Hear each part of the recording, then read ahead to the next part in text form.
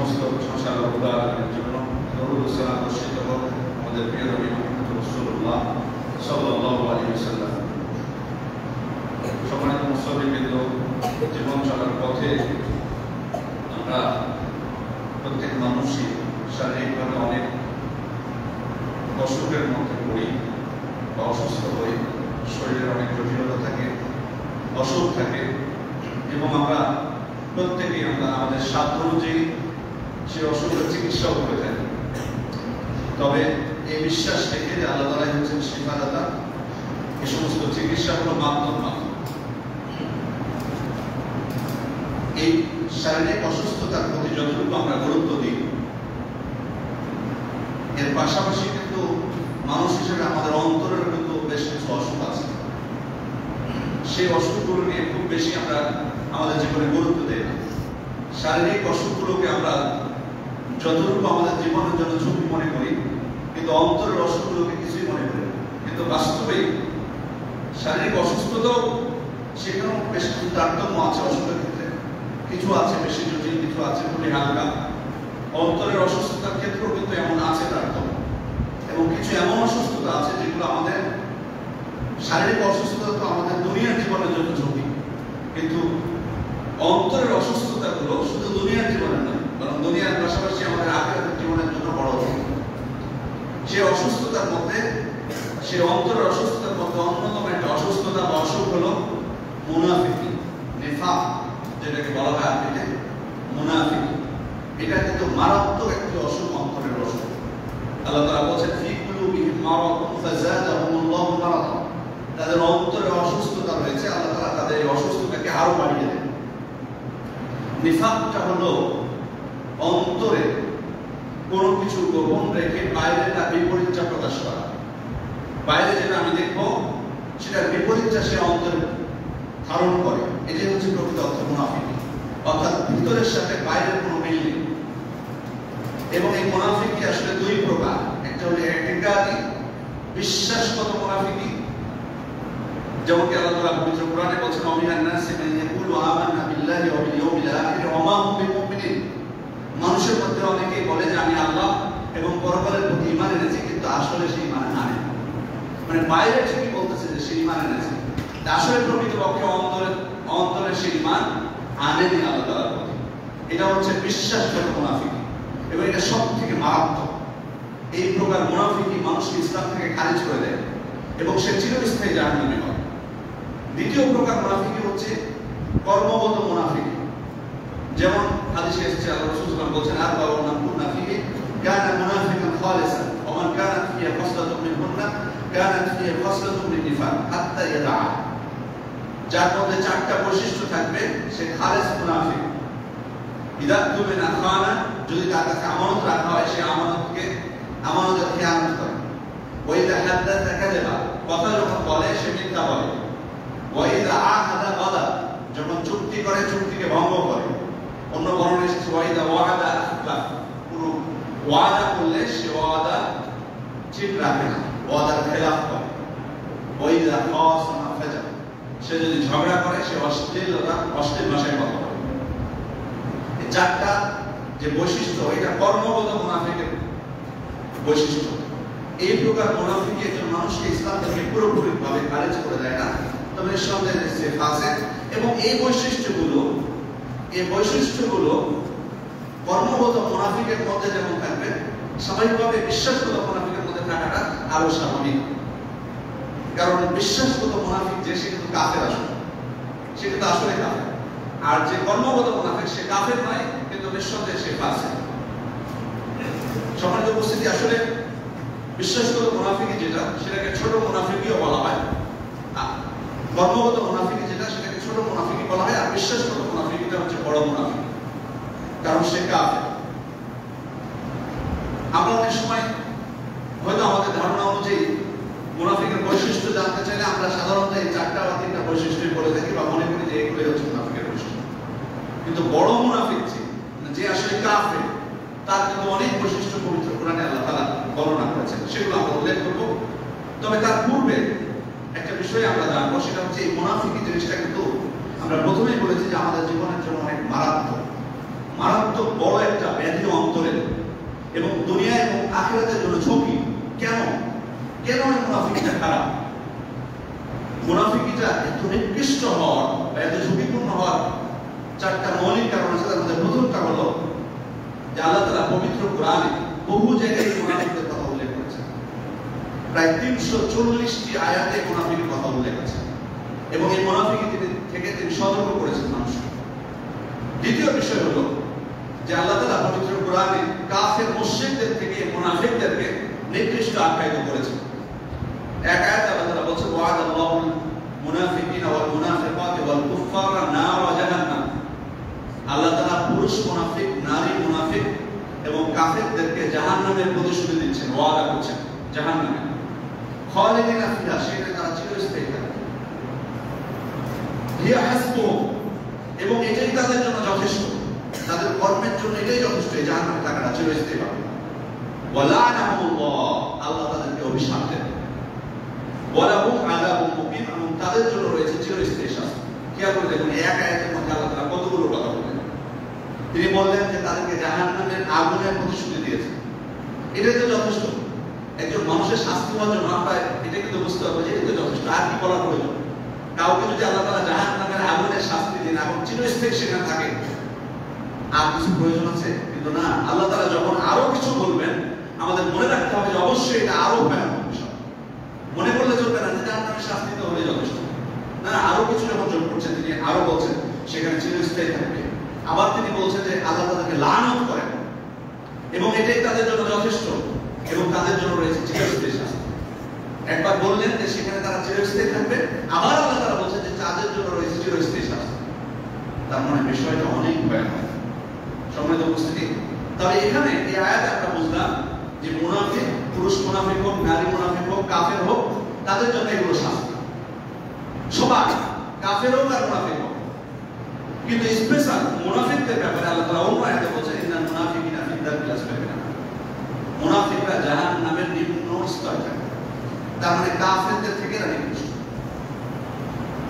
কারণ হচ্ছে কি, আসলে একটা জিনিস মনে রাখবেন, শত্রু যে আপনার প্রকাশ্য শত্রু, তার থেকে যদি আপনার ভিতরে শত্রু থাকে সে বেশি মারাত্মক। কারণ যে বাহ্যিক শত্রু তাকে তো আপনি চিনেন, তার থেকে সতর্ক থাকাটা আপনার জন্য সহজ হয়। কিন্তু শত্রু যদি আপনার মধ্যেই থাকে, আপনার মাঝেই থাকে, আপনাদের মাঝখানে থাকে, তাহলে তার থেকে সতর্ক থাকাটা কিন্তু আমাদের জন্য কঠিন হয়। আর মুনাফিকরা কিন্তু এমনই, কারণ মুনাফিকরা তো কাফের বলে না নিজেকে, সে তো মুসলিম বলেই পরিচয় দেয়, কিন্তু সে আসলেই কাফের। আর কাফের তো কাফের আরো মারাত্মক ঝুঁকি, কারণ সে তার কুফরিটা প্রকাশ করে না বাইরে, বাইরে সে তার ইসলামটা প্রকাশ করে। এই কারণে তাদের থেকে সতর্ক থাকাটা আমার জন্য কঠিন হয়। এই জন্য তাদের দ্বারা আমরা প্রতারিত হয় বেশি, ক্ষতিগ্রস্ত হয় বেশি। সম্মানিত উপস্থিতি, এর পাশাপাশি খেয়াল করে দেখুন যে আমাদের কিন্তু অনেক শত্রু যারা মুসলিম, এই মুসলিমদের শত্রু হচ্ছে যারা অমুসলিম, তারা সবাই আমাদের শত্রু, বাস্তবে কিন্তু শত্রু। ইহুদি বলেন, নাসারা বলেন, আরো যে কেউ বলেন, সবাই কিন্তু আমাদের শত্রু। আবার মুসলিম না ধরে শিয়া, রাফেদা থেকে শুরু করে যারা আছে সবাই কিন্তু আমাদের শত্রু।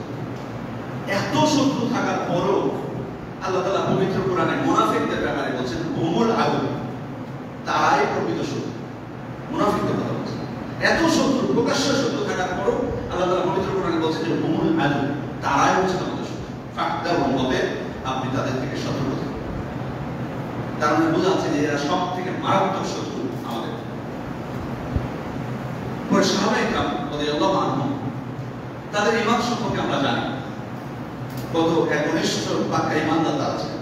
এরপরও মুনাফিকিটা কত মারাত্মক বিষয় যে সাহাবায়ে কেরাম নিজেদের ক্ষেত্রে মুনাফিকি খুব ভয় পেতেন, খুবই ভয় পেতেন তারা।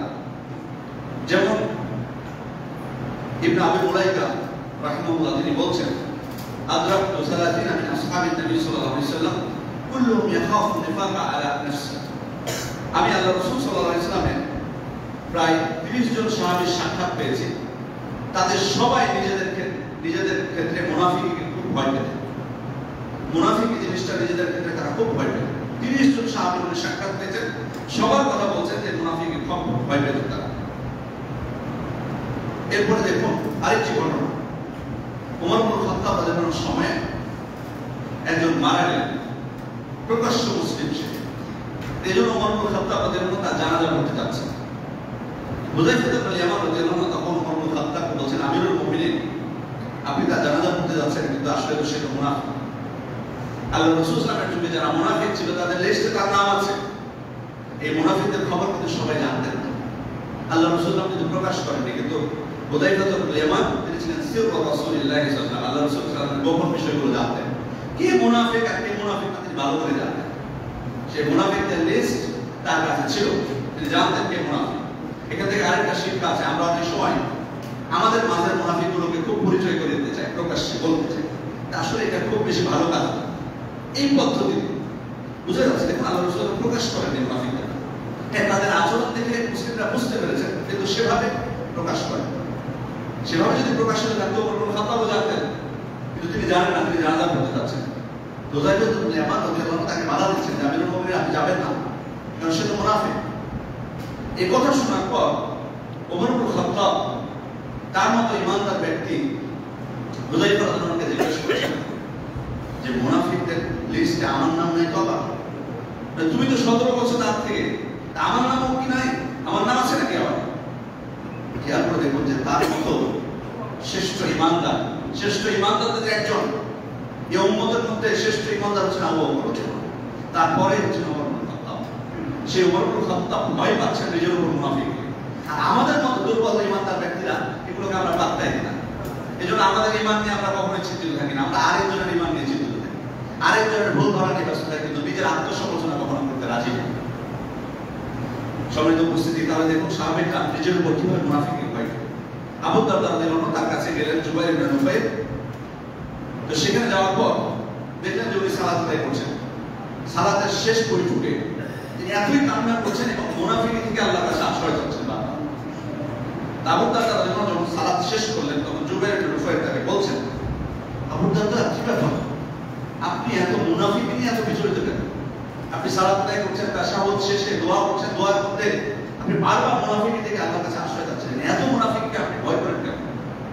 তখন উনি বলছেন, 3 বার আস্তাগফিরুল্লাহ পড়েন, আস্তাগফিরুল্লাহ আস্তাগফিরুল্লাহ আস্তাগফিরুল্লাহ। তারপর বলছেন, মানুষকে নিজেকে বিপদ থেকে মুক্ত মনে করে, মুসিবত থেকে মুক্ত মনে করে। মানুষ তো যে কোনো মুহূর্তে বিপদে পড়তে পারে, আর সে তখন বিপদে পড়ার কারণে তার দিন ধর্ম ত্যাগ করতে পারে, যে কোনো সময়, অর্থাৎ মুনাফিক হয়ে যাবে, মুরতাদ হয়ে যেতে পারে। দিনের উপর অটল থাকাটা এটা কিন্তু একটা বড় আল্লাহ তাআলার পক্ষ থেকে এটা কিন্তু নিয়ামত। কখনোই মনে করবেন না যে আমি সঠিক পথে আছি, আমি সারা জীবনে সঠিক পথে থাকবো। চোখের সামনে তো অনেককে আপনি দেখতে পেয়েছেন মুরতাদ হয়ে গেছে, কাফের হয়ে গেছে, পথভ্রষ্ট হয়ে গেছে, ফাসিক হয়ে গেছে, অথচ ভালো মানুষ ছিল। নিজের ক্ষেত্রে কখনো মনে করবেন না নিরাপদ। এই জন্য কিন্তু আল্লাহ তাআলার কাছে দোয়া করতে থাকতে হবে। আল্লাহ রাসূল কিন্তু দোয়াও শিখিয়ে দিয়েছেন, আল্লাহুম্মা সাব্বিত কলবি আলা দীনিক, আল্লাহ আপনি আমার অন্তরকে দিনের উপর অটল রাখুন।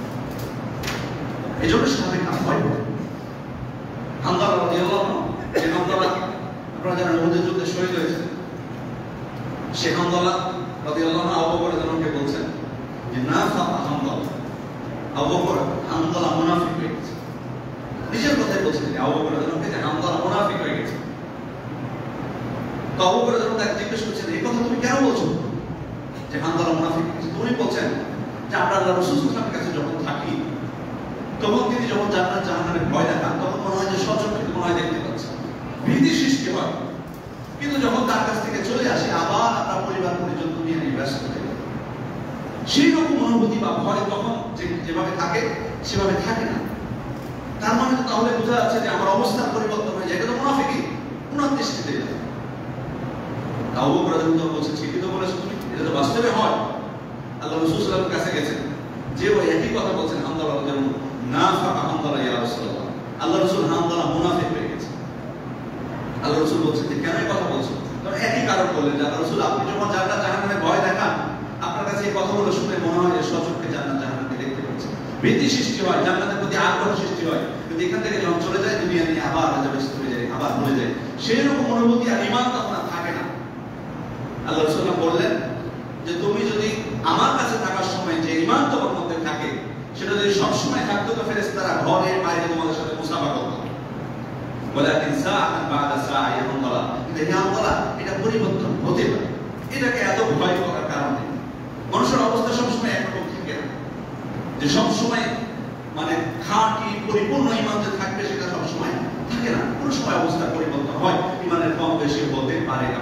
স্বাভাবিক। অতএব এটাকে নিয়ে এত বিচলিত হওয়ার কারণ নেই। মারাত্মক হলো যে একেবারে ইমান যদি চলে যায়, সেটা তো অবশ্যই না।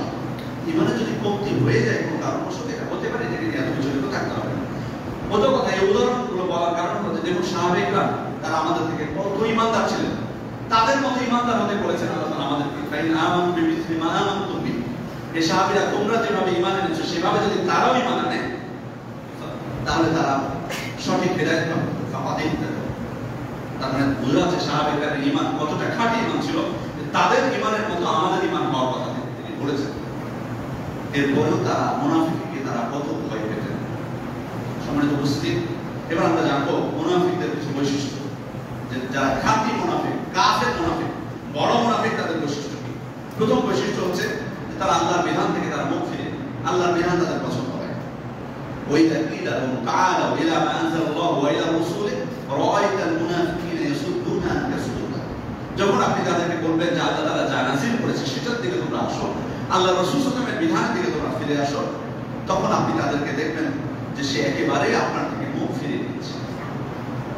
এটা হলো প্রথম বৈশিষ্ট্য।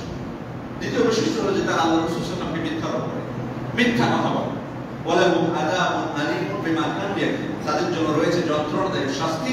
আল্লাহ তাআলা বলেছেন মুনাফিকদের কথা যে তাদের জন্য রয়েছে যন্ত্রণাদায়ক শাস্তি, এই কারণে তারা মিথ্যা কথা বলে, আল্লাহ রাসূল সাল্লাল্লাহু আলাইহি ওয়াসাল্লামকে মিথ্যা কথা বলে, আল্লাহ রাসূল সাল্লাল্লাহু আলাইহি ওয়াসাল্লামের মিথ্যা আরোপ করে থাকে তারা। এরপরে শুধু তাই নয়, তাদের আরেকটি বৈশিষ্ট্য হচ্ছে তারা আল্লাহ রাসূলের প্রতি বিদ্বেষ পোষণ করে, আল্লাহ রাসূল সাল্লাল্লাহু আলাইহি ওয়াসাল্লামকে ঘৃণা করে অন্তর থেকে। আল্লাহ তাআলা বলেছেন ইন তুসিবকা হাসানাতুন তাসুহুম, হে আল্লাহর রাসূল আপনার যদি ভালো কিছু হয়, কল্যাণকর কিছু হয়, তারা তাতে অখুশি হয়, অসন্তুষ্ট হয়। ওয়া ইন তুসিবকা মুসিবাতুন, আর আপনার যদি কোনো বিপদ হয়, ইয়াকুলু ক্বাদ আখাযনা আমরানা মিন ক্বাবল, তখন তারা বলে যে আমরা আগে থেকে সতর্ক ছিলাম এর থেকে। ওয়ায়াতাওয়াল্লাউ ওয়া হুম ফারিহুন, তারা উৎফুল্লে চিৎকার করে ফিরে যায়। মতবাদ হচ্ছে যে আল্লাহর রাসূলের ভালো কিছু হলে তারা অসন্তুষ্ট হয়, খারাপ কিছু যদি হয়, মন্দ কোনো কিছু হয়, বিপদ হয়, তখন তারা খুব খুশি হয়ে যায় এবং বলে যে আমরা এজন্যই এদের থেকে নিরাপদে থাকি, এবং উৎফুল্ল চিত্তে সে ফিরে যায়। শুধু তারা আল্লাহর রাসূলের প্রতি বিদ্বেষ পোষণ করে না, বরং আল্লাহ তাআলা যা নাযিল করেছেন সেটার প্রতি তারা বিদ্বেষ পোষণ করে, ঘৃণা করে, সেটাকে অপছন্দ করে। যালিকা বিআন্নাহুম কারিহু মা আনজালাল্লাহ, এটা এই কারণে যে আল্লাহ তাআলা যা নাযিল করেছেন সেটাকে তারা অপছন্দ করে, ঘৃণা করে, অপছন্দ করে। শুধু তাই নয়, দিন যদি বিজয় হয়, দিনের যদি বিজয় হয়, দিন যদি প্রতিষ্ঠিত হয়, তারাও সেটাকে অপছন্দ করে। আল্লাহর দিন বিজয়ী হলো, অথচ তারা ছিল অপছন্দ করে, তাদের সেটা পছন্দ হয়। শুধু তারা আল্লাহর বিধানের প্রতি যে অসন্তুষ্ট বা অপছন্দ করে সেটা না, বরং তারা মুমিনদের প্রতি তারা বিদ্বেষ পোষণ করে। মুনাফিকরা মুমিনদের প্রতি বিদ্বেষ পোষণ করে, মুমিনদেরকে ঘৃণা করে। আল্লাহ তাআলা বলেন বাদাতিল বাগদাউ মিন আফওয়াহিহিম ওয়া মা তুখফি সুদুরুহুম আকবার, তাদের মুখ থেকে বিদ্বেষ প্রকাশিত, তবে তাদের অন্তরে যেটা আছে সেটা আরো ভয়ানক, সেটা আরো মারাত্মক। মুনাফিকরা মুসলিমদের প্রতি ঘৃণা এবং বিদ্বেষকে অন্তরে লালন করে, চেষ্টা করে ভিতরে রাখা, বাইরে প্রকাশ না করার, কিন্তু অনেক সময় বাইরে প্রকাশিত হয়ে যায়। আল্লাহ তাআলা সেটাই বলছেন যে বাইরে তাদের মুখ থেকে অনেক সময় মুমিনদের প্রতি তাদের বিদ্বেষটা প্রকাশিত হয়ে যায়, অথচ তারা আবার অন্তর দিয়ে কাফেরদেরকে ভালোবাসে। এটা তাদের বৈশিষ্ট্য। আল্লাহ তাআলা বলছেন বাশশিরিল মুনাফিকিনা বিআন্না লাহুম আযাবান আলীমা, মুনাফিকদেরকে আপনি সুসংবাদ দিয়ে দেন যে তাদের জন্য রয়েছে যন্ত্রণাদায়ক শাস্তি। কারা মুনাফিক? আল্লাযীনা ইয়াত্তাখিযুনাল কাফিরিনা আউলিয়া মিন দুনিল মুমিনিন, যারা মুমিনদেরকে বাদ দিয়ে কাফেরদেরকে বন্ধু হিসেবে গ্রহণ করে, আন্তরিক বন্ধু। মুমিনদের প্রতি অন্তরের থেকে তাদের ঘৃণা, আর কাফেররা হচ্ছে তাদের কাছে খুব ভালো, কাফেরদেরকে অন্তর দিয়ে সে ভালোবাসে। বাইরে যদিও মুসলিম বলে, কিন্তু সে কাফেরদেরকে অন্তর থেকে ভালোবাসে। এবং এই ভালোবাসা এটা ব্যক্তি কেন্দ্রিক হোক, সমাজ কেন্দ্রিক হোক।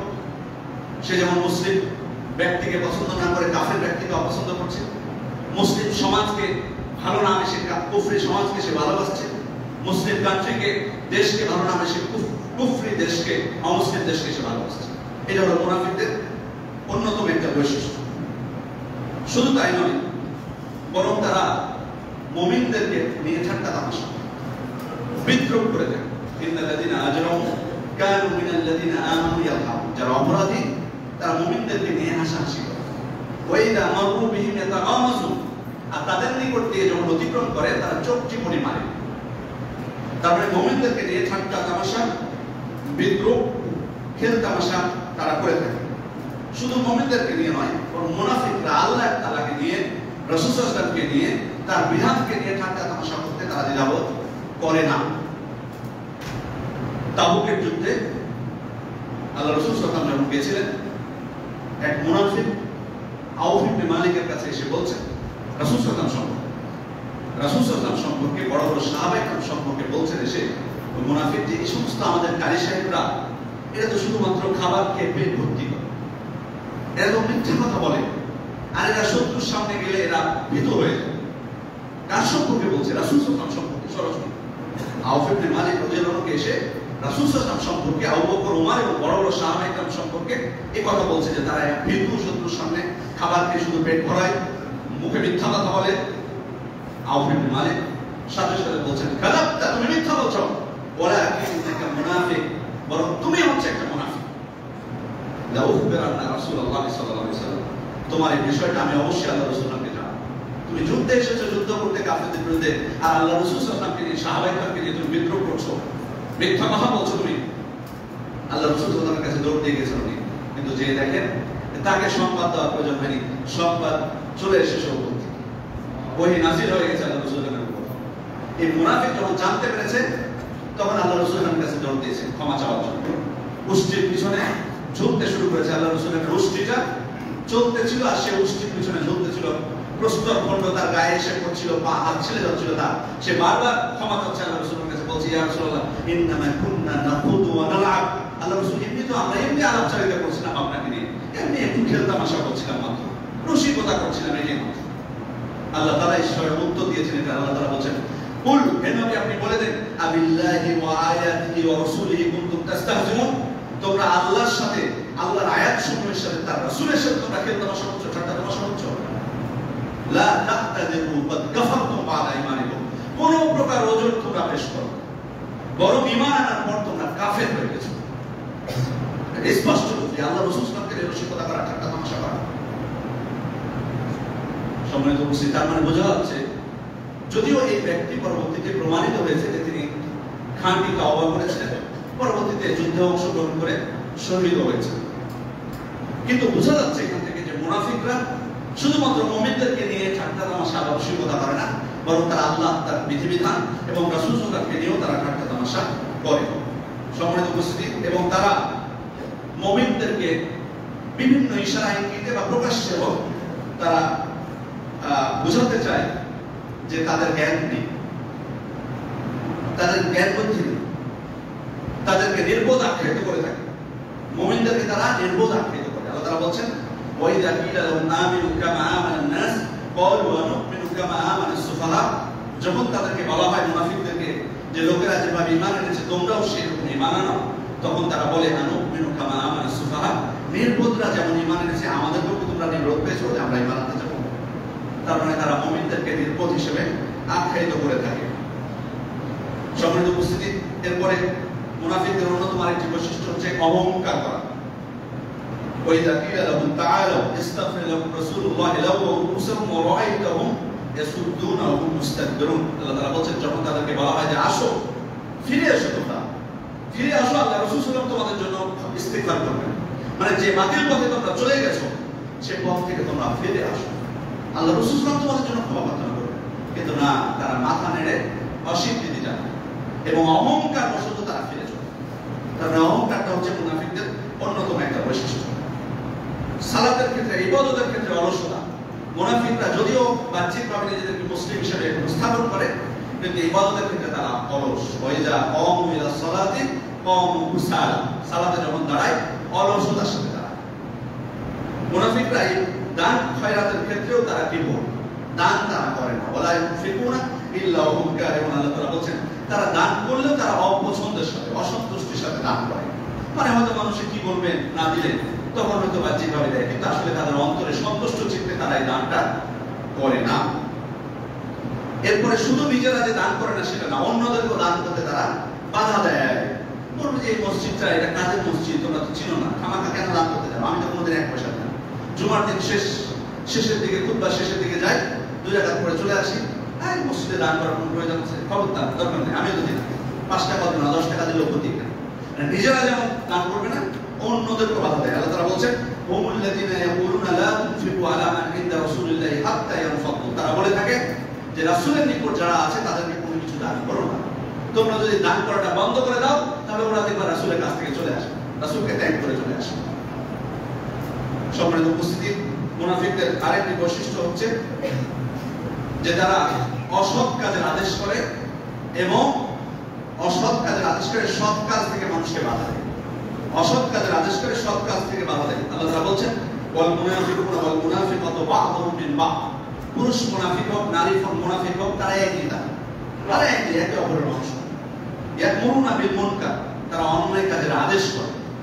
ওয়া ইয়ানহাউনা আনিল মা'রুফ, ভালো কাজ থেকে মানুষকে বাধা দেয়। ওয়া ইয়াকবিদুনা আইদিয়াহুম, তাদের হাতকে গুটিবদ্ধ করে রাখে, সংকুচিত করে রাখে। এরপর হচ্ছে মুনাফিকদের আরেকটি বৈশিষ্ট্য হচ্ছে কুরুচিপূর্ণ কথাবার্তা বলা, বেশি কথা বলা। আল্লাহ রাসূল সাল্লাল্লাহু আলাইহি ওয়াসাল্লাম বলেছেন, আল বাদা ওয়াল বায়ান শুবাতানি মিনান নিফাক। কুরুচিপূর্ণ কথা এবং বাচালতা মুনাফিকের অন্যতম 2টা বৈশিষ্ট্য। আল্লাহ তাআলা পবিত্র কোরআনে বলেছেন, ওয়ালা তা'রিফান্নাহুম ফি লাহনিল কওল। আপনি তাদের বাচন ভঙ্গিতে তাদেরকে চিনতে পারবেন, তাদের মুখের কথা বলার স্টাইলে তাদেরকে চিনে নেবেন যে কে মুনাফিক। এরপরে মুনাফিকদের অন্যতম বৈশিষ্ট্য হলো খিদা, ধোঁকা দেওয়া। ধোঁকা দেওয়া, ইউখাদিউনাল্লাহ ওয়াল্লাযিনা আমানু, তারা আল্লাহকে এবং ঈমানদারদেরকে ধোঁকা দিতে চায়, কিন্তু আসলে ধোঁকাটা সে নিজেকে দেয়। ওয়া ইল্লা আনফুসাহুম, কিন্তু সে সেটা বোঝে না। খিয়ানত করা, এটা কিন্তু ছোট মুনাফিকের মধ্যেও থাকে, যেমনটা বলেছি মুনাফিকদের বৈশিষ্ট্যের মধ্যে ছোট মুনাফিক যারা, তারা ধোঁকা দেয়। ছোট মুনাফিক এটা বড় মুনাফিকদের মধ্যে থাকবে, এটা স্বাভাবিক। কর্মগত মুনাফিকে যদি ধোঁকা দেয়, তাহলে বড় মুনাফিক যে সে তো ধোঁকা দিবে। এজন্য খিয়ানতটা তাদের অন্যতম বৈশিষ্ট্য। আপনি দেখবেন রাসূল সাল্লাল্লাহু আলাইহি ওয়াসাল্লামের যুগে কত খিয়ানত তারা করেছে। এই মুনাফিকদের সর্দার বা লিডার বলা হয় যাকে, আব্দুল্লাহ ইবনে উবাই ইবনে সালুল। এই ব্যক্তিকে কিন্তু আউস এবং খাজরাজ গোত্র তাকে কিন্তু স্বপ্ন দেখেছিল, বলেছিল যে তোমাকে বওয়াজ যুদ্ধ যখন শেষ হয়ে গেল তাদের মধ্যকার, তখন আউস এবং খাজরাজ উভয় গোত্র তারা বলল যে আমরা এই আব্দুল্লাহ ইবনে উবাই ইবনে সালুলকে আমাদের নেতা হিসেবে, মদিনার নেতা হিসেবে গ্রহণ করব। তো সে খুব খুশি হলো, কিন্তু তার কিছুদিন পরেই কিন্তু আল্লাহ রাসূল সাল্লাল্লাহু আলাইহি ওয়াসাল্লাম হিজরত করলেন মদিনায়, এবং মুসলিমরা তাদেরকে একনিষ্ঠভাবে আল্লাহ রাসূল সাল্লাল্লাহু আলাইহি ওয়াসাল্লামকে তারা রাষ্ট্র প্রধান হিসেবে, মদিনার শাসনকর্তা হিসেবে গ্রহণ করলেন। এই কারণে কিন্তু এই ব্যক্তি তখন রাসূল সাল্লাল্লাহু আলাইহি ওয়াসাল্লামকে শত্রু বানিয়ে ফেলল। সে বলল যে মানে তার রাজমুকুটটা আল্লাহ রাসূল সাল্লাল্লাহু আলাইহি ওয়াসাল্লাম কেড়ে নিয়েছেন। এই কারণে রাসূল সাল্লাল্লাহু আলাইহি ওয়াসাল্লামের প্রতি সে শত্রুতা পোষণ করত প্রকাশ্যে, কিন্তু বদরের যুদ্ধের পর সে তার শত্রুতা প্রকাশ করতে পারল না। সে বাহ্যিকভাবে ইসলামের ঘোষণা দিতে বাধ্য হল, কিন্তু সে আসলে প্রকৃত অর্থে অন্তর থেকে ঈমান কিন্তু আসে, যেটাকে বলা হয় প্রকৃত মুনাফিক। এই কারণে যখন উহুদের যুদ্ধে আল্লাহ রাসূল সাল্লাল্লাহু আলাইহি ওয়াসাল্লাম যখন বের হলেন, 1000 সৈন্য নিয়ে বের হয়েছিলেন তিনি। 1000 বিপরীতে সৈন্য ছিল কিন্তু অনেক, 3000 প্রায়। 3000-এর বিপরীতে 1000 সৈন্য নিয়ে বের হয়েছে। তারপরে বুঝতেই পারছেন তো সমস্যা এখানে না। সে প্রথমে কিন্তু বের হওয়ার সময় কিন্তু সে কুমন্ত্রণা দেয়নি অন্যদেরকে। রাস্তায় মাঝখানে যখন, তখন 300 জনকে নিয়ে সে ফিরে চলে আসে। 300 সৈন্যকে নিয়ে সে ফিরে চলে আসে। কারণটা কি?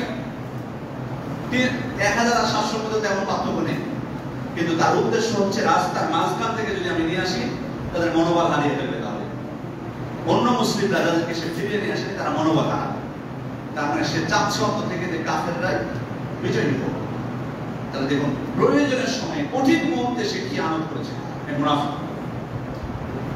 এরপরে চলে যান তাবুকের যুদ্ধে, সেখানেও কিন্তু ছাড়ে না।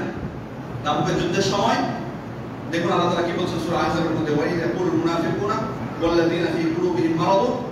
মুনাফিকরা এবং যাদের অন্তরে অসুস্থতা রয়েছে তারা বলে থাকে, তারা বলছিল তখন আহজাবের খন্দকের যুদ্ধের সময়, মা ওয়া'দানাল্লাহু ওয়া রাসূলুহু ইল্লা গুরুরা। আল্লাহ এবং তার রাসূল আমাদেরকে যেটা প্রতিশ্রুতি দিয়েছেন সেটা একটা ধোঁকা মাত্র, প্রতারণা মাত্র। এটা প্রতিশ্রুতি দিয়েছে আমাদেরকে ঠিক, কিন্তু আল্লাহ এবং তার রাসূল আমাদের সাথে প্রতারণা করেছে। এটা কার বক্তব্য? মুনাফিকদের বক্তব্য খন্দকের যুদ্ধের সময়। এবং পালানোর তারা চেষ্টা করেছে তাদের ঘরে বাড়িতে। আল্লাহ তাআলা বলেন, ওয়া ইস্তা'যিনু ফারিকুম মিনহুম আন-নাবিয়্যা তাদের মধ্যে একটা দল এসে আল্লাহ রাসূলের কাছে অনুমতি চাচ্ছে এবং কি বলছে, ওয়ায়াকুলুনা ইন্না বুয়ুতানা আওরা, হে আল্লাহর রাসূল আমাদের বাড়িগুলো তো অরক্ষিত, আমাদের নারীরা তো তাদের তো নিরাপত্তা নেই, মানে আমরা চলে যাই তাদেরকে নিরাপদ করি, এটা বোঝাতে চাচ্ছে মুনাফিকরা। আল্লাহ তাআলা বলছেন ওমা হিয়া বিআওরা, আসলে তাদের বাড়িগুলো অরক্ষিত ছিল না, নিরাপত্তা ছিল। ইন ইউরিদুনা ইল্লা ফিরারা, আসলে তারা আসলে পালিয়ে যেতে চাচ্ছে, যুদ্ধ ছেড়ে পালিয়ে যেতে চাচ্ছে, এটাই হচ্ছে মূল বিষয়। তো দেখুন তার প্রয়োজন, খন্দকের যুদ্ধের অবস্থা আরো ভয়াবহ ছিল, কারণ মাত্র 3000 সৈন্য মুসলিমদের আর কাফেরদের জোটবদ্ধ হয়েছে তারা, গতাফান গোত্র, ইহুদি, কুরাইশ থেকে শুরু করে সবাই 10,000 সৈন্য, মারাত্মক কঠিন মধ্যে দেখুন মুনাফিকদের আচরণ, খেয়ানত করা, তার মানে তাদের বৈশিষ্ট্য হচ্ছে খেয়ানত করা। মুনাফিকদের আরেকটি বৈশিষ্ট্য হলো তারা উন্নয়নের নামে, সভ্যতার নামে তারা জমিনে ফাসাদ সৃষ্টি করবে।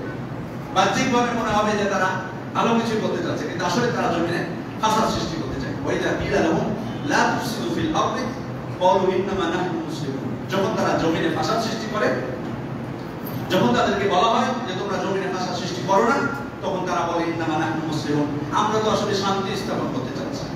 আলা ইন্নাহুম হুমুল মুফসিদুনা ওয়ালাকিন লা ইয়াশকুরুন, আসলে তারাই হচ্ছে ফাসাদ সৃষ্টিকারী, কিন্তু তারা এটা বোঝে না।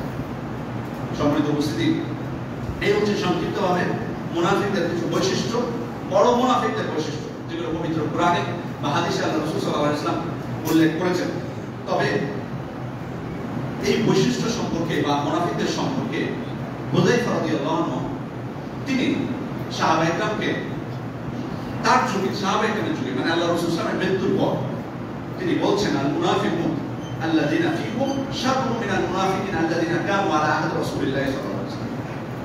আল্লাহ রাসূল সাল্লাল্লাহু মৃত্যুর পর হুযায়ফা রাদিয়াল্লাহু আনহু, যার কথা কিছুক্ষণ আগে বলেছি, মুনাফিকদের কথা তিনি জানতেন, সে হুযায়ফা মানুষদেরকে উল্লেখ করে, লক্ষ্য করে বলছেন যে তোমাদের এই যুগের মুনাফিকরা, মানে রাসূলের পরের যুগের মুনাফিকদেরকে বলছেন যে তোমাদের এই যুগের মুনাফিকরা রাসূল সাল্লাল্লাহু আলাইহি ওয়াসাল্লামের যুগের মুনাফিকের থেকে বেশি নিকৃষ্ট। হুযায়ফা রাদিয়াল্লাহু আনহু তিনি বলছেন যে তোমাদের এই যুগের মুনাফিকরা রাসূল সাল্লাল্লাহু আলাইহি ওয়াসাল্লামের যুগের মুনাফিকের থেকে বেশি নিকৃষ্ট। তাহলে আমাদের চিন্তা করা উচিত, খেয়াল করুন যে রাসূল সাল্লাল্লাহু আলাইহি ওয়াসাল্লামের পরের যুগের মুনাফিকরা যদি রাসূল সাল্লাল্লাহু আলাইহি ওয়াসাল্লামের যুগের মুনাফিকের থেকে বেশি খারাপ হয়, তাহলে এই যুগের মুনাফিকরা আরো কত খারাপ হবে, এটাও একটু চিন্তা করা দরকার। মানে এই বৈশিষ্ট্য তো এগুলো তো পাবেন, এর থেকে আরো ডবল গুণ, দ্বিগুণ, তিনগুণ বৈশিষ্ট্য তাদের মধ্যে পাবেন। এই জন্য বর্তমান যুগে আরো মুনাফিকদের থেকে সতর্ক থাকা, এটা আরো বেশি আমাদের দায়িত্ব। সম্মানিত উপস্থিতি, সাহাবায়ে কেরাম যেমন নিজেদের উপর মুনাফিককে ভয় পেতেন, আমাদেরও কিন্তু সতর্ক থাকা উচিত, না জানি এই বৈশিষ্ট্যগুলো যাতে আমাদের মধ্যে না চলে আসে। ইসলামের কোনো বিধানকে নিয়ে ঠাট্টা তামাশা করা, এগুলো কিন্তু মুসলিমদের মধ্যে কিন্তু হচ্ছে। সুন্নাতকে নিয়ে ঠাট্টা তামাশা করা, বিভিন্ন বিধানকে নিয়ে ঠাট্টা তামাশা করা, রসিক কথা করা, অপছন্দ করা বিভিন্ন আল্লাহ তাআলার বিধানকে, এগুলোর বিষয়ে সতর্ক থাকি। নিজেদের থেকে মুনাফিককে দূর করার চেষ্টা করি। কোন আমল করলে নিজেদেরকে মুনাফিকি থেকে আমরা রক্ষা করতে পারব? প্রথম বিষয় হচ্ছে জামাতের সাথে 5 ওয়াক্ত সালাত আদায় করা। জামাতের সাথে 5 ওয়াক্ত সালাত আদায় করা মসজিদে, বিশেষ করে পুরুষরা। এবং শুধু জামাত হলেই না, বরং তাকবীরে তাহরিমা সহ। আল্লাহ রাসূল সাল্লাল্লাহু আলাইহি ওয়াসাল্লাম বলেছেন, মান সাল্লা লিল্লাহি 40 ইয়াওমান ফি জামাআতিন ইউদরিকু তাকবীরাতাল উলা, যে ব্যক্তি 40 দিন 5 ওয়াক্ত সালাত জামাতের সাথে আদায় করবে এবং তাকবীরে তাহরিমা সহ, মানে প্রথম থেকে থাকবে, কুতিবাত লাহু বারাআতান, তাকে 2টি মুক্তিপত্র দেওয়া হবে। বারাআতুম মিনান নার, জাহান্নাম থেকে মুক্তি, ও বারাআতুম মিনান নিফাক, মুনাফিকি থেকে মুক্তি। তাহলে এই আমল যদি আমরা করি, তাহলে মুনাফিকি থেকে, তাই বলে যে 40 দিন পড়বেন 5 ওয়াক্ত দিয়ে বাদ দিয়ে দেবেন, এটা কিন্তু না। এটা উদ্দেশ্য হলো যে 5 ওয়াক্ত সালাত জামাতের সাথে আদায় করা। এটা যদি এই আমলটা আমরা কন্টিনিউ করি, মুনাফিকি থেকে আমরা রক্ষা পাবো। 2টি মুক্তিপত্র লেখা হবে, তার মধ্যে একটা মুনাফিক। দ্বিতীয় হচ্ছে দিনের জ্ঞান অর্জন করা। দিনের জ্ঞান অর্জন করা। খাসলাতান লা তাজতামিআন ফি মুনাফিক, আল্লাহ রাসূল বলেছেন 2টা বৈশিষ্ট্য কখনো মুনাফিকের মধ্যে থাকে না।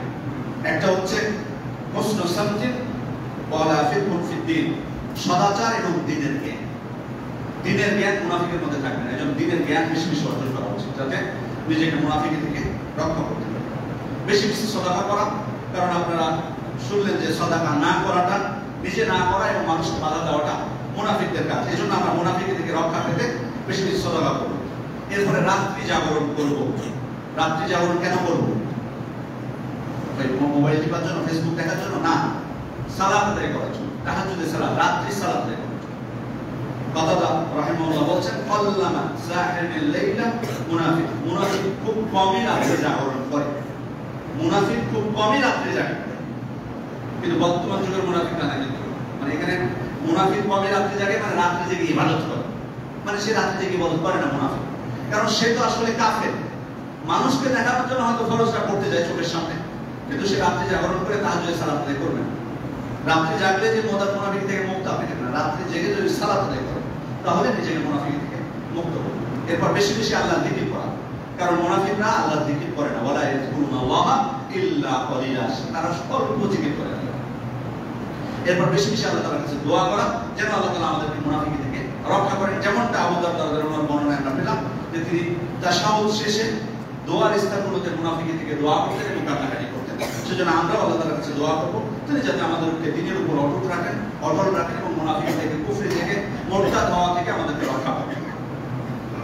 সম্মানিত উপস্থিতি, এই হলো নিজের কিছু আমল যেগুলোর মাধ্যমে আমরা নিজেদেরকে মুনাফিকদেরকে মুক্ত করতে পারি। এবার মুনাফিকদের সাথে আমাদের আচরণ কেমন হবে?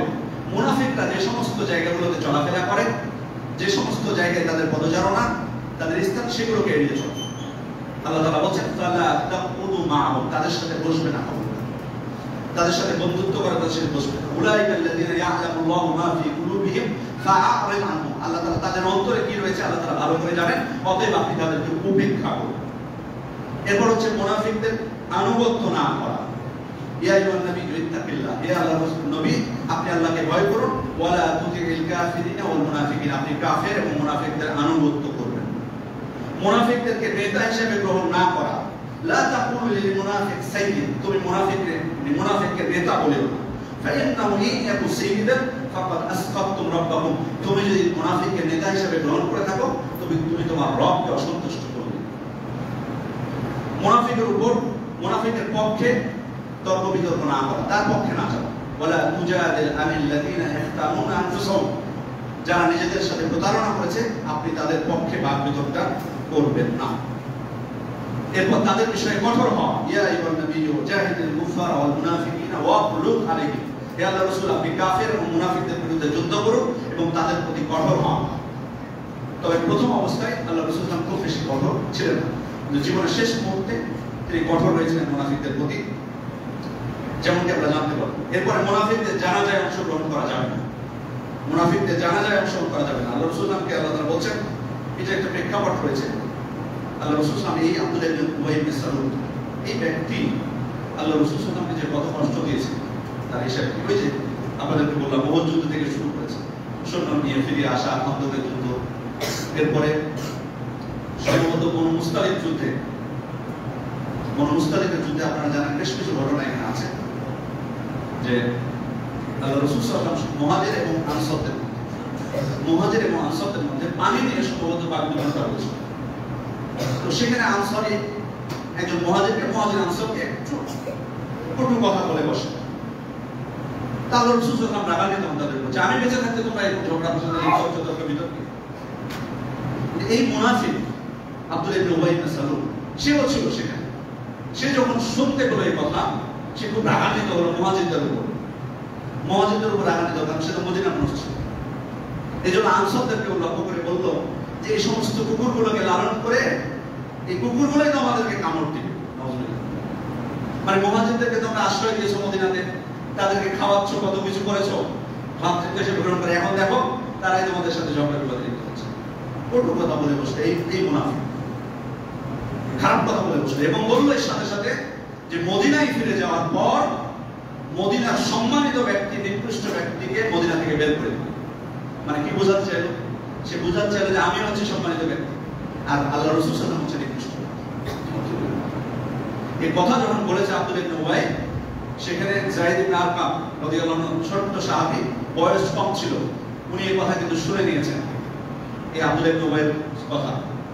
উনি তখন তার চাচাকে বলে দিয়েছেন যে আব্দুল্লাহ ইবনে উবাই রাসূল সাল্লাল্লাহু আলাইহি ওয়াসাল্লাম সম্পর্কে এই কথা বলেছে যে মদিনায় যাওয়ার পর মদিনার সম্মানিত ব্যক্তি, নিকৃষ্ট ব্যক্তিকে মদিনা থেকে বের করে। এরপর আল্লাহর রাসূলের কানে খবর চলে গেল। এবার কিন্তু শুনে নিয়েছে এই মুনাফিক যে আল্লাহর রাসূল খবর পেয়ে গেছে। তখন আল্লাহর রাসূলের কাছে যে সে আবার আপত্তি করতে লাগলো, না আল্লাহ রাসূল আমি কথা বলতে পারি না আপনার সম্পর্কে। তো আল্লাহ রাসূল সাল্লাল্লাহু আলাইহি ওয়াসাল্লাম চুপ ছিলেন। অন্য অনেক সাহাবীরা তখন বলছে যে আল্লাহ রাসূল যায়েদ ইবনে আরকাম তো আসলে ছোট মানুষ, হতেও তো পারে যে ভুল শুনেছে, আব্দুল্লাহ এই কথা বলেনি আপনার বিষয়ে। আল্লাহ রাসূল সাল্লাল্লাহু আলাইহি ওয়াসাল্লাম তখন তাকে ক্ষমা করে দিলেন। যায়েদ ইবনে আরকাম বলছে যে এত কষ্ট আমি আর জীবনে পাইনি, আমি নিজ কান দিয়ে শুনেছি যে সে বলেছে এটা, অথচ আল্লাহ রাসূল তাকে মুক্ত করে দিলেন, আর আমি মনে হচ্ছে এখানে অপরাধী হিসেবে। কিন্তু না, আল্লাহ তাআলা আয়াত নাযিল করলেন, ইয়াকুলুনা লা ইয়ারজা'না ইলা আল-মাদিনাতি লা ইউখরিজান্না আল-'আযযু মিনহা আল-আযাব, সূরা মুনাফিকুন আয়াত। তারা বলে থাকে, আল্লাহ তাআলা বলেছেন, তারা বলে থাকে মদিনায় ফিরে গেলে আমরা মদিনায় ফিরে গেলে মদিনার সম্মানিত ব্যক্তিকে, নিকৃষ্ট ব্যক্তিকে মদিনা থেকে বের করব। আল্লাহ রাসূল সাল্লাল্লাহু আলাইহি ওয়াসাল্লাম যায়েদ ইবনে আরকামকে ডেকে বললেন যে আল্লাহ তাআলা স্বয়ং 7 আসমানের উপর থেকে তোমাকে সত্যায়ন করেছে, তুমি সত্য কথাই বলেছিলে। এই মুনাফিক দেখুন, আল্লাহ রাসূলের স্ত্রী আয়েশা রাদিয়াল্লাহু আনহা সম্পর্কে যে ইফকের যে ঘটনা, সেখানে অপরাধী হিসেবে সাব্যস্ত করা, সেখানে জাল খোলা করেছিল মূলত এই মুনাফিক, সুযোগের অপেক্ষায় ছিল। আল্লাহ রাসূল যখন যায়েনাব রাদিয়াল্লাহু আনহাকে বিয়ে করলেন, সে কিন্তু ছিল যায়েদের স্ত্রী, যায়েদ ইবনে হারিসার স্ত্রী ছিলেন। কিন্তু ওই তখন জাহেলি যুগে বালক পুত্র বলে কথা ছিল, ইসলাম আসার পর এই বালক পুত্রের বিধান যেটা সেটা নিষিদ্ধ করে দিয়েছে। বালক পুত্র বলে কোনো পুত্র নেই, অর্থাৎ আপনি কারোর প্রতি ইহসান করতে পারেন, কিন্তু সে আপনার নিজ ছেলে হিসেবে সাব্যস্ত হবে না। আপনার যদি নিজের ছেলে বিয়ে করে কাউকে, তাহলে ওই মেয়েকে যদি আপনার ছেলে তারা বলে, আপনি কিন্তু আর বিয়ে করতে পারবেন। কিন্তু বালক পুত্র হলে কোনো সমস্যা নেই, কারণ সে পুত্র না আসলে। আল্লাহ রাসূল সাল্লাল্লাহু আলাইহি ওয়াসাল্লাম এই জন্য যায়েনাবকে বিবাহ করেছে। এটাতেও সে সুযোগ বুঝে আল্লাহ রাসূলের বিরুদ্ধে সে কুৎসা রটাচ্ছিল, যে আল্লাহ রাসূল তাকে বিয়ে করলেন নিজের পুত্রের তালাক দেওয়া স্ত্রীকে। বহু কথা, নিকৃষ্ট কথা, খারাপ কথা বলেছিল আল্লাহ রাসূল, এবং এটাও বলেছিল যে কারণে যায়েনাব ছিলেন পঞ্চম স্ত্রী। ইসলামে যেহেতু 4টা বিবাহ যেহেতু এটা অনুমতি দেওয়া আছে, আমাদের জন্য তো 5টার অধিক অনুমতি নেই, কিন্তু আল্লাহ রাসূলের জন্য আল্লাহ তাআলা অনুমতি দিয়েছেন। সে এটাকেও একটা তার দলিল হিসেবে সে গ্রহণ করেছিল। এই মুনাফিক বিভিন্ন ভাবে আল্লাহ রাসূল সাল্লাল্লাহু আলাইহি ওয়াসাল্লামকে কষ্ট দিয়েছে, সারা জীবন কষ্ট দিয়েছে। এই মুনাফিক যখন মারা গেল, ওই মুনাফিকের ছেলে এসে আল্লাহ রাসূলের কাছে জামাও দিয়েছে, তার আপনার জামাটা দিন, ওটা দিয়ে তার কাফন হিসেবে ব্যবহার করবে। আল্লাহ রাসূল সেটাও দিয়ে দিয়েছে।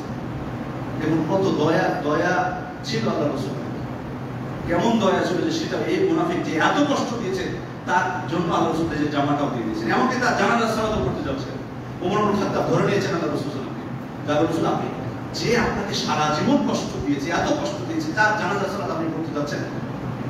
আল্লাহ রাসূল বলেছেন আখিরাতনি ইয়াউমা তুমি দূরে সরো, আমাকে অনুমতি দেওয়া হয়েছে, ইখতিয়ার দেওয়া হয়েছে, আমি ইচ্ছা করলে পড়তে পারি, ইচ্ছা করলে নাও পড়তে পারি। আমাকে বলে দেওয়া, নিষিদ্ধ করে দেওয়া হয়নি তার জানাজা সালাত পড়তে। এমনকি আল্লাহ তাআলা বলেছেন যে 70 যদি ইস্তিগফার করো আল্লাহ ক্ষমা করবেন না মুনাফিককে। আল্লাহ রাসূল তখন বলছেন লাউ আ'লামু আন্নানি লাউ জিদতু আলা সাবিঈনা লা গুফিরা লাহু লা জিদতু আলাইহি। আমাকে যদি বলা হয় যে 70 বারের বেশি ইস্তিগফার করলে আল্লাহ তাকে ক্ষমা করবে, তা আমি সেটাই করব। 70 বারের বেশি তার জন্য আমি ইস্তিগফার করব, প্রয়োজন নেই, তুমি ছাড়ো, তুমি দূরে সরো। কিন্তু আল্লাহ তো আয়াত নাযিল করে দিলেন তারপরে, ওয়ালা তুসাল্লি আলা আহাদিন মিনহুম মাতা আবাদান ওয়ালা তাকুম আলা কবরি। আল্লাহ রাসূল এরপর থেকে আপনি আর কোন মুনাফিকের জানাজা পড়বেন না, আর কোন মুনাফিকের জানাজা আপনি পড়বেন না, তার কবরের কাছে দাঁড়াবেন না, তার জন্য দোয়া করবেন। সেখান থেকে নিষিদ্ধ হয়ে গেছে, অতএব কোন মুনাফিকের জানাজায় অংশগ্রহণ করা যাবে না।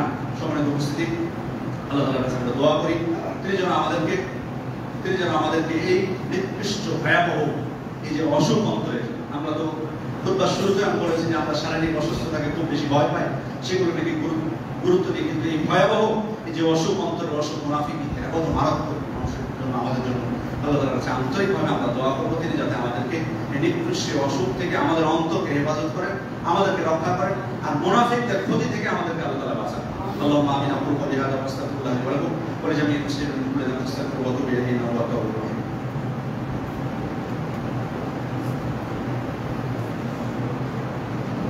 إن الحمد لله نحمده ونستعينه ونستغفره ونعوذ بالله من شرور أنفسنا ومن سيئات أعمالنا من يهده الله فلا مضل له ومن يضلل فلا هادي له وأشهد أن لا إله إلا الله وحده لا شريك له وأشهد أن محمدا عبده ورسوله أما بعد। সম্মানিত মুসলিমবৃন্দ, আপনারা জানেন যে আমরা যে মাসে উপনীত হয়েছি সেই মাসটার অনেক মর্যাদা আছে। বিশেষ করে আমরা জানি সকল মাসই আল্লাহ তাআলা আল্লাহ তাআলা বলেছেন ইন্না ইদ্দাতাশ শুহুরি ইনদাল্লাহি 12 শাহরান ফি কিতাবিল্লাহ ইয়াওমা খালাকাস সামাওয়াতি ওয়াল আরদ মিনহা আরবাআতুন হুরুম। আসমান জমিন সৃষ্টির দিন থেকেই আল্লাহ তাআলার কাছে মাসের সংখ্যা হচ্ছে, আল্লাহ তাআলার বিধানে মাসের সংখ্যা হচ্ছে 12টি। তার মধ্যে 4টি হচ্ছে হারাম মাস, সম্মানিত মাস। জাহিলি যুগে ওই 4টি মাসকে তারা সম্মান করত, তারা এই 4 মাসের যুদ্ধ বিগ্রহ বন্ধ রাখত। কিন্তু বর্তমান যুগে কিন্তু এটা পাবেন না। জাহিলি যুগে কাফেররাও সম্মান করতে এই 4টা মাসকে, বর্তমান যুগে পাবেন। এই যে যুদ্ধ বিগ্রহ চলতেছে, ফিলিস্তিনের উপর বলেন বন্ধ আছে না, প্রথমে কিছু তারা দেখেন। তখনকার মুশরিক আর বর্তমান যুগের মুশরিক আর কাফেরদের মধ্যে দেখুন কতই রানিং কৃষ্ণ। এই 4টি মাসের মধ্যে অন্যতম একটি মাস হচ্ছে ভাবা। 4টি মাস হলো যুলকাদা, যুলহিজ্জা, মুহররম। পরস্পর 3টি, আর হচ্ছে রজব। তাহলে বোঝা যাচ্ছে যে আমরা যে মাসে আছি এটা হারাম মাসের অন্তর্ভুক্ত, এই মুহররম মাস। আর অন্য হাদিসে আল্লাহ রাসূল সাল্লাল্লাহু আলাইহি ওয়াসাল্লাম এই মাসকে আল্লাহর মাস বলেছেন, শাহরুল্লাহিল মুহররম, আল্লাহর মাস মুহররম। সবই আল্লাহর মাস, অন্য 11টাও। কিন্তু যখন বিশেষভাবে বলা হয়েছে যে মুহররম আল্লাহর মাস, তার মানে অবশ্যই এটা গুরুত্ব রয়েছে। এবং এই মাসের আমলের মধ্যে অন্যতম আমল হলো সিয়াম পালন করা। বেশি বেশি আফদালুস সিয়াম ইনদাল্লাহি বা'দা শাহর রমাদান, আফদালুস সিয়াম বা'দা শাহর রমাদান সিয়াম ও শাহরিল্লাহিল মুহররম। আল্লাহ তাআলার কাছে রমাদান মাসের পরে সবথেকে উত্তম সিয়াম হচ্ছে মুহররম মাসের সিয়াম। এজন্য মুহররম মাসের সিয়াম রাখার আমরা চেষ্টা করব। বিশেষভাবে আশুরা সিয়াম, আশুরা সিয়াম মুহররম মাসের 10 তারিখের সিয়াম। আয়েশা রাদিয়াল্লাহু আনহা বলেন, সহিহ মুসলিমের হাদিস, কানাত কুরাইশ তাসুমু আশুরা ফিল জাহিলিয়া। কুরাইশরা জাহিলি যুগে এই মুহররমের 10 তারিখে সিয়াম পালন করত। ওকানা রাসূলুল্লাহ সাল্লাল্লাহু আলাইহি ওয়াসাল্লাম আল্লাহ রাসূল সাল্লাল্লাহু আলাইহি ওয়াসাল্লাম পালন করতেন। ফালাম্মা কাদিমা আল-মাদিনা সামাহু ওয়া আমারা বিসিয়ামি। মদিনায় আসার পর তিনি সিয়াম পালন করলেন এবং সাহাবায়ে-কেরামকে সিয়াম পালনের আদেশ করলেন। ফালাম্মা ফুরিদা রমাদান তারাকা ইয়াওমা আশুরা ফামান শাআ সামাহু ওয়া মান শাআ তারাকাহু। রমাদানের সিয়াম যখন ফরজ হয়ে গেল, তখন এই আশুরা সিয়ামটা এটা ঐচ্ছিক করে দেওয়া হলো। অর্থাৎ কেউ রাখলে রাখতো, না রাখলে কোনো অসুবিধা নেই। তার মানে বোঝা যাচ্ছে, ইঙ্গিত রয়েছে, অধিকাংশ ওলামায়ে এই বর্ণনাগুলো থেকে বুঝেছেন যে মুহররমের সিয়ামটা প্রথম অবস্থায় ফরজ ছিল প্রথম আশুরা সিয়াম। মুহররমের সিয়ামটা আশুরা 10 তারিখের সিয়ামটা ফরজ ছিল। পরবর্তীতে রমাদানের সিয়াম ফরজ হওয়ার কারণে সেটাকে নফল করে দেওয়া হয়েছে, ঐচ্ছিক। কেউ রাখলে রাখবেন, না রাখলে রাখবেন। এরপর ইবনে আব্বাস রাদিয়াল্লাহু আনহু বলছেন, সহিহ বুখারীর হাদিসে, আল্লাহ রাসূল যখন মদিনায় আসলেন, এসে দেখলেন ফারাআল ইয়াহুদা তাসুমু ইয়াওমা আশুরা, ইহুদিরা আশুরা সিয়াম পালন করছে, ইহুদিদেরকে তিনি পালন করতে। ফাকালা মা হাদা, তাদেরকে জিজ্ঞেস করলেন যে কেন তোমরা এই দিনে সিয়াম পালন করো? ক্বালু হাদা ইয়াউমুন সালিহ, হাদা ইয়াউমুন নাজ্জাল্লাহু বানি ইসরাঈল মিন আদুবিহিম। এই দিনটি হচ্ছে আমাদের কাছে উত্তম দিন। এই দিনে আল্লাহ তাআলা বনু ইসরাঈলকে তাদের শত্রুদের থেকে রক্ষা করেছিলেন। ফাসামাহু মূসা, এই কারণে মূসা আলাইহিস সালাম সিয়াম পালন করেছিলেন। আল্লাহ রাসূল তখন এটা শুনে বলেন, ফানা আহক্কু বিমূসা মিনকুম, আমি তোমাদের থেকে মূসার ব্যাপারে আমি বেশি হকদার, মূসার ব্যাপারে আমি বেশি হকদার। তারপর তিনি সিয়াম পালন করলেন, সাহাবায়ে-কেরামকে সিয়াম পালন করতে বললেন। এবং তিনি বলেছেন, সিয়াম ইয়াউমা আশুরা আহতাসিবু আলাল্লাহি আন ইউকাফিরা সানা আল্লাতী ক্বাবলা। আশুরা সিয়াম, মুহররম মাসের 10 তারিখে সিয়াম, আমি আশা করি যে আল্লাহ তাআলা এর মাধ্যমে পূর্বের 1 বছরের পাপ ক্ষমা করে দিবেন। সহিহ মুসলিমের হাদিস। এজন্য আমরা এই আশুরা সিয়াম 10 তারিখ, এটা হবে আমাদের দেশে বুধবার, আগামী বুধবার, অর্থাৎ মঙ্গলবারের দিন আপনি সাহারিকে বুধবারের দিন সিয়াম পালন করবেন। শুধু কি আপনি একদিনই সিয়াম পালন করবেন? ইবনে আব্বাস রাদিয়াল্লাহু আনহু বলছেন, সহিহ মুসলিমের হাদিস, যে আল্লাহ রাসূল সাল্লাল্লাহু আলাইহি ওয়াসাল্লামকে সাহাবায়ে-কেরাম বললেন, ইয়া রাসূলুল্লাহ, ইন্নাহু ইয়াউমুন তুআযিমুল ইয়াহুদ ওয়ান নাসারা। এই দিনটাকে তো ইহুদি নাসারারাও সম্মান করছে, তারাও তো সিয়াম পালন করছে, আমরাও করছি, তারাও পালন করছে। আল্লাহ রাসূল তখন বলেন, ফাইদা কানা আমুন মুকবিল ইনশাআল্লাহ সুন্নাহ ইয়াউমাত তাস। সামনে বছর আল্লাহ ইচ্ছা করলে আমি তাহলে 9 তারিখও সিয়াম পালন করব। কিন্তু আল্লাহ রাসূল সাল্লাল্লাহু আলাইহি ওয়াসাল্লাম তার আগে মৃত্যুবরণ করবেন, মারা যান। যে কারণে সর্বোত্তম হলো আমাদের জন্য যে 10 তারিখের সাথে 9 তারিখে রাখা, যাতে ইহুদিদের খেলাফ হয়। যদিও এক্ষেত্রে খেলাফটা ওয়াজিব নয়, কিন্তু সুন্নাহ, মুস্তাহাব, উত্তম। মানে এখানে একটা জিনিস বলি, অনেকেই মনে করে আমাদের মধ্যে যে শুধু 10 তারিখে রাখলে এটা না জায়েজ, বৈধ হবে। এই কথাটা ঠিক না, কারণ আল্লাহ রাসূল সাল্লাল্লাহু আলাইহি ওয়াসাল্লাম তো 10 তারিখ শুধু রেখেছেন। এজন্য কারো যদি আপনাদের সমস্যা থাকে, কারণ এই কারণে অনেক সময় কারো ধরেন শুধু 10 তারিখে রাখার সুযোগ আছে, অন্য দিনে উনি পাচ্ছেন না, যে কোনো কারণে হোক, তখন উনি এই কথা শুনে 10 তারিখও রাখেন। কিন্তু আমরা অনুরোধ করব যে হ্যাঁ, আমরা চেষ্টা করবো 2 দিনে রাখার। যদি আপনার সমস্যা থাকে 9 তারিখে, তাহলে আপনি 10 তারিখে শুধু রাখলেও পারবেন। আর যদি 9 তারিখে না পারেন, 11 তারিখে পারেন, 11 তারিখে যোগ করতেন। কারণ ইবনে আব্বাস থেকে গ্রহণযোগ্য সনদে বর্ণনা করেছে যে তিনি বলেছেন সুমু ইয়াওমান ক্বাবলাহু আও বা'দাহু, মানে 10 তারিখের আগে একদিন অথবা পরে একদিন তোমরা সিয়াম পালন করো। তাহলে এই ইহুদিদের বিপরীত হচ্ছে। অথবা আপনি কোন বর্ণনা অনুযায়ী 3 দিনে রাখতে পারেন, 9, 10, 11। সিয়াম তো প্রতিদিন রাখতে পারেন, কিন্তু 3 দিনের কথা আছে। সুমু ইয়াওমান ক্বাবলাহু ওয়া বা'দাহু, তার পূর্বে একদিন, তার পরে একদিন। সনদগুলো গ্রহণযোগ্য সনদে, হাদিসগুলো গ্রহণযোগ্য সনদে বর্ণিত হয়েছে। তাহলে এখানে আমি আবারও বলছি আপনাদেরকে, আমরা চেষ্টা করব 9 তারিখ এবং 10 তারিখ 2 দিন রাখার জন্য। যদি আপনি 9 তারিখে সমস্যা থাকে 10 এবং 11 রাখার চেষ্টা করুন। যদি 11 সমস্যা থাকে কমপক্ষে 10 তারিখ রাখার চেষ্টা করুন, কমপক্ষে 10 তারিখ চেষ্টা করবেন। তবে অলসতা যেন না আসে, 2 দিনই চেষ্টা করবেন রাখার জন্য। এটা হলো সর্বোত্তম। এই সিয়ামের উদ্দেশ্য কিন্তু আমরা এখান থেকে পেয়ে গেছি যে কি উদ্দেশ্যটা, সেটা হলো কি, যে মুসা আলাইহিস সালাম শুকরিয়া স্বরূপ রেখেছিলেন, আল্লাহ তাআলা বনী ইসরাঈলকে রক্ষা করেছেন। এই সিয়ামকে অনেকে আমাদের সমাজে মনে করে হুসাইন রাদিয়াল্লাহু আনহু মারা গেছেন এই দিন, তাই মনে হয় আমরা সিয়াম পালন করি। আসলে কথাটা সঠিক। হুসাইন রাদিয়াল্লাহু আনহু মারা গেছেন এটা ঠিক, অবশ্যই এটা আমাদের ব্যথার কারণ, কিন্তু সিয়াম কিন্তু ওই কারণে আমরা রাখি না। এই জিনিসটা, এই পার্থক্যটা আপনাকে করতে হবে। এই জন্য সিয়ামটা কিন্তু ওই কারণে না। তবে এই দিবসকে তাই বলে মানে শোক দিবস বা মৃত্যু দিবস হিসেবে পালন করা এটা কিন্তু নাজায়েজ। যে কোনো ব্যক্তির মৃত্যু দিবস পালন করা ইসলামে এলাও না। সেজন্য যেটা হয়ে থাকে হুসাইন রাদিয়াল্লাহু আনহুর মৃত্যুকে কেন্দ্র করে মৃত্যু বার্ষিকী পালন করা, মাতম করা, মাসিয়া করা, তাজিয়া করা, সাহাবায়ে-কেরামকে গালিগালাজ করা, আরো অত কিছু হয়ে থাকে। এগুলো থেকে নিজেদেরকে মুক্ত রাখতে হবে। আর এই জিনিসটা সিয়াম করার উদ্দেশ্যটা আমাদেরকে বুঝতে হবে, কেন আমরা সিয়াম করছি। এখানে একটা বিষয়, অবশ্যই ব্যথার কারণ তার মৃত্যু, তাকে নৃশংসভাবে হত্যা করা আমাদের ব্যথার কারণ, আমরা দুঃখিত। কিন্তু এই কারণে যে আপনি শোক পালন করবেন না, এই অধিকার। একজন ব্যক্তি মারা যাওয়ার পর অন্যরা 3 দিন শোক পালন করতে পারে সর্বোচ্চ, আর তার স্ত্রী পালন করবে 4 মাস 10 দিন। অন্যদের জন্য এর বেশি অ্যালাউ নয়। সুতরাং এখন শোক পালন করার কোনো আনুষ্ঠানিক কোনো শোক পালন নেই, বরং দোয়া করবেন তাদের জন্য দোয়া করবেন। তবে এখানে একটা ভুল বিষয় বলে যাই, অনেকে আবার এই কথার বিপরীতে বলে যে আজকে শোকের দিন না, বরং আনন্দের দিন। এই কথাটাও কিন্তু ভুল। আপনি কেন আজকে 10 তারিখে আনন্দের দিন ধরবেন? ওই মুসা আলাইহিস সালাম বাবা ইসরাঈলকে আল্লাহ রক্ষা করেছিলেন বলে? কই, আল্লাহ রাসূল তো বলেননি যে আনন্দের দিন, বরং শুকরিয়া স্বরূপ সিয়াম পালন করেছেন। দেখুন, আনন্দের দিন বলাটা, আনন্দের দিন যখন বা উৎসবের দিন বলবেন, তার মানে আপনি ঈদ হিসেবে বলছেন। ঈদ অর্থ হলো যেটা পুনরাবৃত্তি হয়, বারবার আসে। তার মানে প্রতি বছর এই দিনটা আমাদের জন্য আনন্দের দিন, উৎসবের দিন না, অসম্ভব। উৎসবের দিন আল্লাহ তাআলা আমাদের জন্য 2টা নির্ধারণ করেছেন, এর বাইরে কোনো উৎসবের দিন নেই। বরং আল্লাহ তাআলা বনী ইসরাঈলকে রক্ষা করেছিলেন বলে শুকরিয়া স্বরূপ মুসা আলাইহিস সালাম যেমন সিয়াম পালন করেছেন, আমাদের নবী সাল্লাল্লাহু আলাইহি ওয়াসাল্লাম সিয়াম পালন করেছেন, আমরাও সিয়াম পালন করব শুকরিয়া স্বরূপ। কিন্তু আমাদের জন্য আনন্দের দিন, উৎসবের দিন। এই ভুলটা করবেন না যে তারা শোক দিবস হিসেবে পালন করছে, আপনি আনন্দের দিবস হিসেবে পালন করছেন। কোনোটাই নয়। শুকরিয়া আদায় স্বরূপ সিয়াম পালন করব, এটাই আমাদের কর্তব্য। আল্লাহ তাআলা আমাদেরকে সঠিক বুঝদান। আল্লাহুম্মা আমিন। আল্লাহুম্মা মালাইকাতুহু ইউসাল্লুনা আলান নবী ইয়া আইয়ুহাল্লাযীনা আমানু সাল্লু আলাইহি ওয়া সাল্লিমু তাসলিমা। ওয়া সাল্লাল্লাহু আলাইহি ওয়া সাল্লাম সাল্লাল্লাহু আলাইহি ওয়া সাল্লাম। اللهم صل على محمد وعلى ال محمد كما صليت على ابراهيم وعلى ال ابراهيم انك حميد مجيد. اللهم بارك على محمد وعلى ال محمد كما باركت على ابراهيم وعلى ال ابراهيم انك حميد مجيد. اللهم انك رافع الراشدين وائمه المهديين ابي بكر وعمر وعثمان وعلي وعن سائر الصحابه والتابعين ومن تبعهم باحسان الى يوم الدين. اللهم اعز الاسلام والمسلمين. اللهم اعز الاسلام والمسلمين. اللهم اذل الشرك والمشركين. اللهم انصر المسلمين في كل مكان.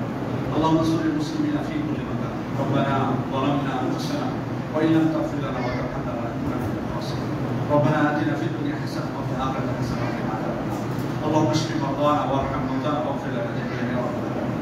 আমাদের মধ্যে যারা অসুস্থ আছে, আমরা তাদের জন্য আন্তরিকভাবে দোয়া করি, আল্লাহ যেন তাদেরকে সুস্থতা দান করেন, এবং যারা মৃত্যুবরণ করেছেন আল্লাহ যেন তাদেরকে কবরের আযাব থেকে রক্ষা করেন, যারা ফেরদাউস দান করেন।